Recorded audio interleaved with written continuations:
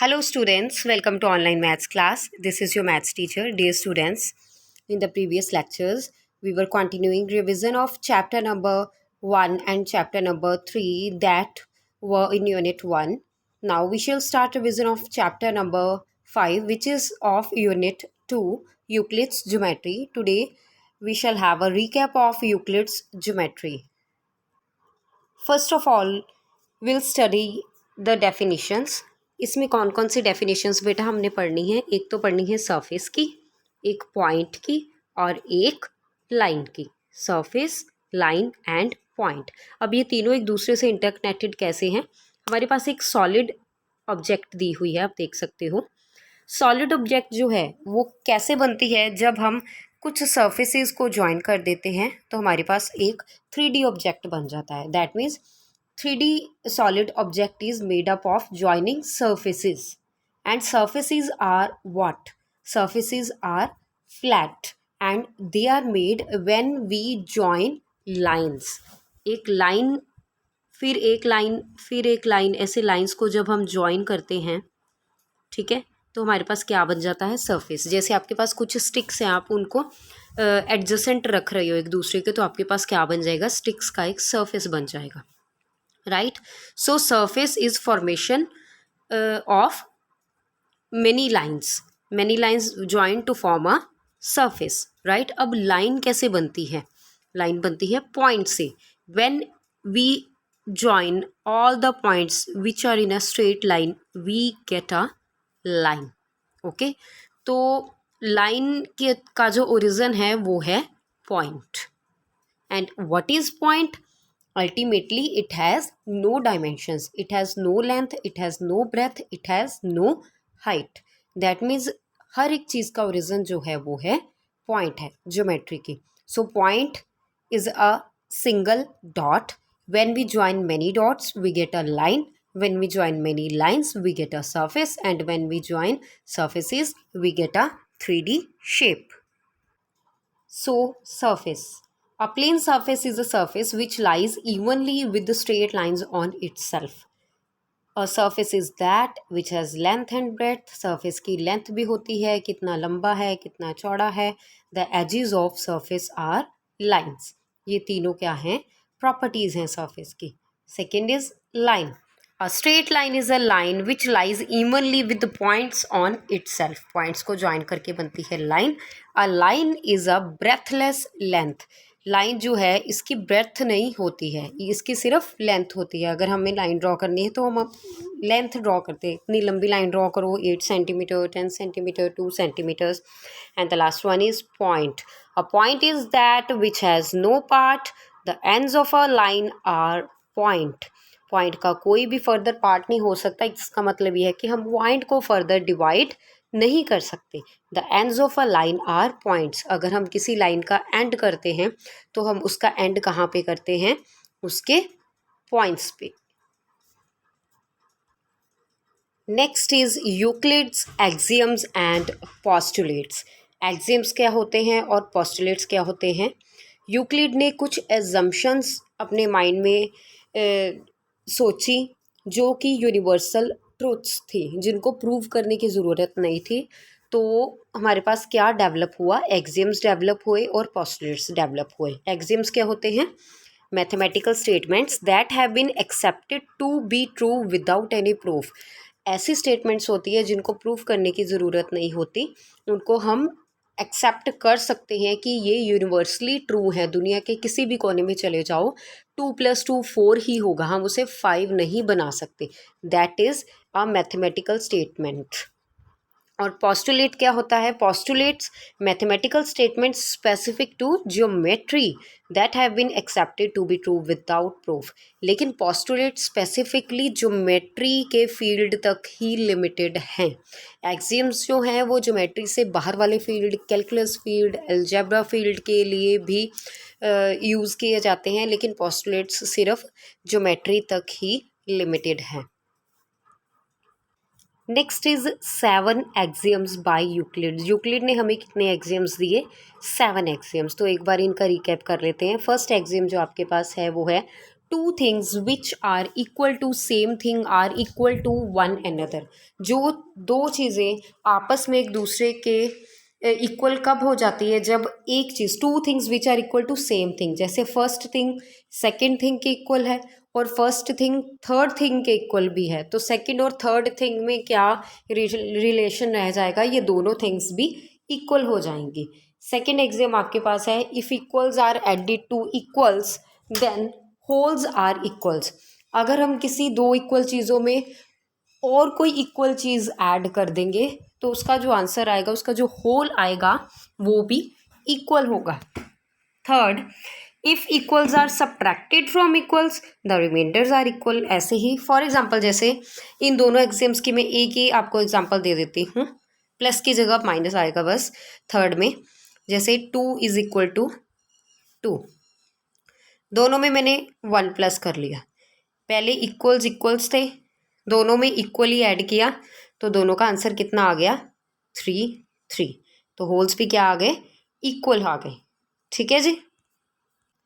The next, things which coincide with one another are equal to one another. चीज़ें दो एक दूसरे को जो ओवरलैप करती हैं, एक दूसरे से कोइंसाइड कर जाती है, बिल्कुल एग्जैक्ट सेम शेप और साइज की होती हैं, वो क्या होती है, एक दूसरे के इक्वल होती हैं।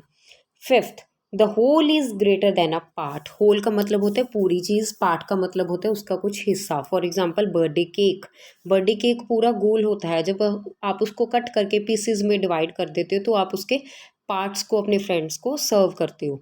तो बड़ा कौन सा हुआ, पार्ट हुआ बड़ा या फिर पूरा केक हुआ बड़ा, ऑब्वियसली पूरा केक बड़ा हुआ, then whole is greater than a part. Sixth is things which are double of same thing are equal to one another. अगर हमारे पास दो इक्वल चीज़ें, हम उनका डबल कर देंगे, मेरे पास और आपके पास दोनों के पास 1 डजन बनानाज हैं, हम इसका डबल कर देते हैं, 2 डजन आपके पास हो गए, 2 डजन मेरे पास हो गए, तो दोनों के पास इक्वल हो गए। Then things which are halves of same things are equal to one another. ऐसे ही अगर आपके पास भी 1 डजन बनाना है, मेरे पास भी 1 डजन है, हमने दोनों का हाफ हाफ कर दिया, आपके पास कितने रह गए, हाफ डजन, दैट इज 6, और मेरे पास भी 6 ही रह गए। So these are Euclid's 7 axioms जिनको प्रूव करने की ज़रूरत नहीं है, इन ट्रुथ्स को यूनिवर्सली एक्सेप्ट किया गया है और दूसरी स्टेटमेंट्स को प्रूव करने के लिए यूज़ किया गया। Now we shall take recap of 5 postulates of Euclid's, जो कि सिर्फ ज्योमेट्री के ऊपर बेस्ड हैं। फर्स्ट पोस्टुलेट आपके पास है, a line, a straight line may be drawn from any one point to any other point.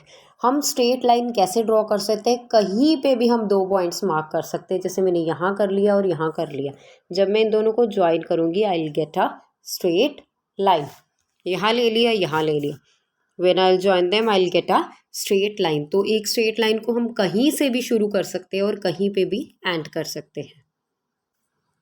Next postulate is a terminated line can be produced indefinitely.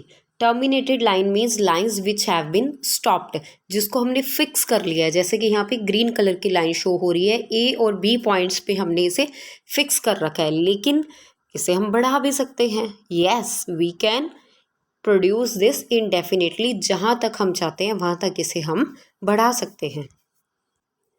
Next is a circle can be drawn with any centre and any radius. Circle को हम किसी भी centre को choose करके कितना भी radius लेके draw कर सकते हैं। You can see various circles are drawn in front of you on screen. सबसे छोटा भी है, सबसे बड़ा भी है, मीडियम साइज़ के भी हैं। तो आप देख सकते हो किसी भी पॉइंट को सेंटर ले लिया गया है और कितना मर्जी रेडियस हम खोल सकते हैं। मैं यहाँ पे रख के एक सर्कल ड्रॉ कर सकती हूँ 2 सेंटीमीटर का, यहाँ पे रख के 3 सेंटीमीटर का ड्रॉ कर सकती हूँ, that is my on choice. That means a circle can be drawn with any centre and any radius. The fourth postulate is all right angles are equal to one another. सारे right angles, चाहे आप उन्हें किसी भी position में बनाओ, ठीक है, रिवर्स करके बनाओ, अप करके बनाओ, डाउन करके बनाओ, लेफ्ट करके बनाओ, राइट करके बनाओ, जैसे मर्जी बनाओ, सारे राइट एंगल्स हमेशा 90 डिग्री के ही रहेंगे और सब एक दूसरे के इक्वल रहेंगे। The fifth postulate is somewhat typical. Just have a recap.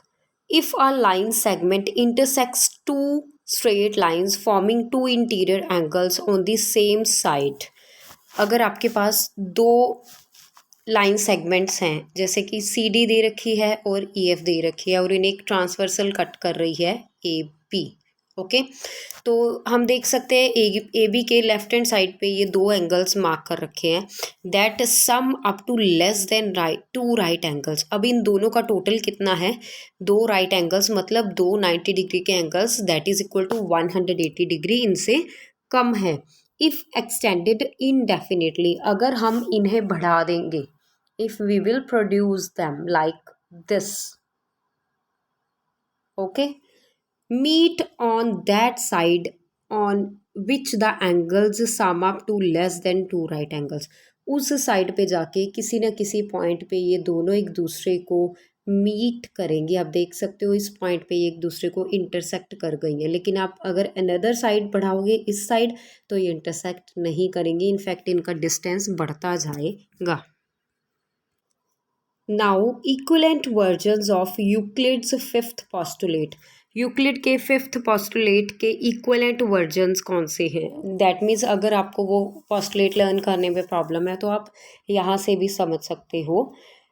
Playfair's axiom, for every line L and for every point P not lying on L। अगर आपके पास एक लाइन है L और उसके ऊपर एक पॉइंट है P जो कि L के ऊपर लाई नहीं कर रहा है, there exist a unique line M passing through P and parallel to L। तो क्या होगा कि P पॉइंट में से एक ऐसी लाइन पास करेगी जो कि L के पैरेलल होगी, एक ही लाइन ऐसी होगी, ओके। तो ये है हमारा first equivalent version. Second equivalent version है two distinct intersecting lines can not be parallel to same line.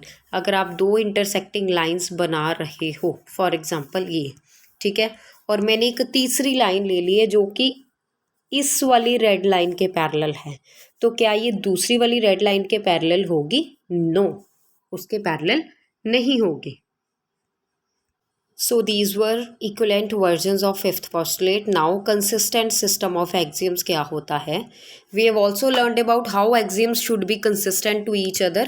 अब ये पढ़ी, a system of axioms is called consistent if it is impossible to deduce from them a statement that contradicts any axiom or previously proved statement। अब इस चीज़ को हम कैसे use करते हैं? कंसिस्टेंट सिस्टम ऑफ एग्जियम्स तब बनता है जब एक एग्जियम्स का सिस्टम कंसिस्टेंट तब बनता है जब आपके पास फर्ज करो पहली और दूसरी स्टेटमेंट, जैसे कि डिडक्टिव रीजनिंग में यूज़ होती है, पहली और दूसरी स्टेटमेंट्स, दो स्टेटमेंट्स दी हुई हैं, हम इन दोनों स्टेटमेंट्स को आप डिड्यूस करके थर्ड स्टेटमेंट बना रहे हो, ठीक है। जैसे कि अगर टेम्परेचर 0 डिग्री से कम हो जाता है, -5 डिग्री हो जाता है, तो बर्फ़ पड़ने लग जाती है, ठीक है। और मनाली का टेम्परेचर है -6 डिग्रीज, ठीक है, that means it will snow इन मनाली, मनाली में बर्फ़ पड़ेगी, क्योंकि मैंने दोनों स्टेटमेंट से डिड्यूस कर लिया।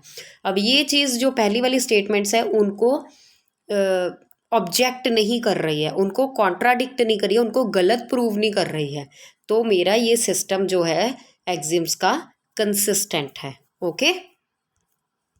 इसके साथ ही बेटा हमने प्रूफ्स इन मैथमेटिक्स भी पढ़ा था, तो उसका भी मैं छोटा सा रिकैप आपको करवा देती हूँ। अगर हमने मैथमेटिक्स में कोई प्रूव करना है, एक प्रूफ लिखना है, तो हम उसे कैसे लिखेंगे, ठीक है। ज्योमेट्रिक प्रूफ कैसे लिखा जाता है? फर्स्ट ऑफ ऑल आपने अंडरस्टैंड करना है प्रॉब्लम को, what is given and what needs to be prove. उसके बाद आप एक प्लानिंग बनाओगे, प्लानिंग में आपने क्या क्या कवर करना है, व्हाट डू आई नो, मुझे क्या पता है, what needs to be proof, मैंने क्या प्रूव करना है, what can I connect what I know to what needs to prove, मैं कैसे इन दोनों चीज़ों को कनेक्ट कर सकता हूँ ताकि जो मेरे पास गिवन है मैं उस चीज़ से रिजल्ट पे पहुँच सकूँ। And the last one is show your thinking process, how will I communicate my thinking process, मैं अपनी थिंकिंग प्रोसेस से कैसे कम्युनिकेट करूँगा ताकि मैं प्रूफ लिख सकूँ।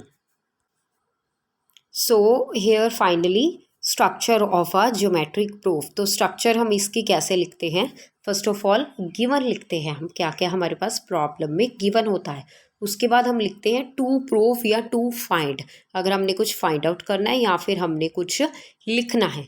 And the next is construction. Construction जो स्टेप है वो ऑप्शनल होता है.